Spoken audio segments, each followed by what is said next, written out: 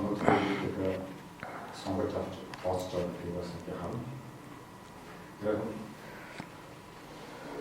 нөгөө сонгож авсан хөлбөртэй сонгож авах юм шиг байна. За хөрөнгө оруулалтад яг төлөвлөлтөөр холбоотой юм. За объектив байдлаар хаваад байгаа материалын хөрөнгө оруулалт юм байна.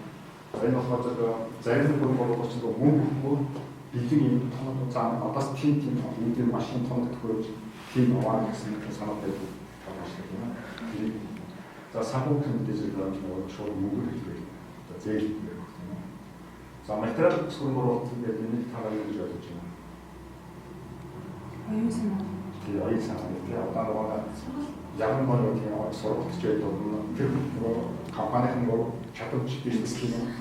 Тийм чадамж бизнес одоо зөвхөн компани биш үү шиг тийм зөвхөн эдэмшлийн ажилтнууд тэдний бас тодорхой хэмжээний нээж технологи гаргацсан тэргээ танаад хөрөнгө оруулалт тэдний санхүүгийн дээр хөрөнгө оруулалт биш боцоотой тиймээс ашиглах юм.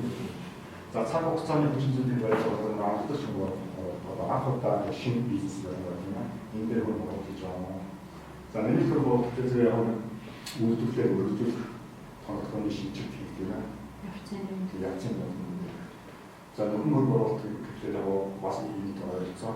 Тэгэхээр бас өмнө төлөвлөжсэн чинь бас зарим тохиолдолд зарим шугам энэ дамжлах юм уу юм дутагдаад дахиад шинээр төлөвлөж өгч байгаа юм тийм.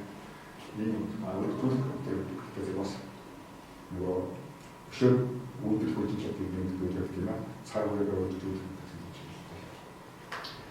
За үүрэг функцийн бодлохоор за судалгааны хөрөнгө. За мэдээж бас энэ одооч бизнесийг нөгөө ямар нэгэн рискгүйгээр өөрөө үүсгэх байдлаар бол маш их судалгаа хийж тэгжээж нөгөө судалгаанд хөрөнгө хийж судалгаа хийж. Одоо их манай компани гэдэг том компани яг манай тэр тийм судалгаа нөгөө өөрсдөө тэр хөтөлбөр зарцуулах цаг зарцуулах шаардлагагүй хөдөлгөөний өмнө төлөв хийж байна. Ихээр олон юм байна санагдах байна. За борлуулалтын тал дээр бас хөрөнгө оруулалт тийм ээ. Зах зээл төлөвлөлттэй холбоотой маркетинг тал дээр бас хөрөнгө оруулалт.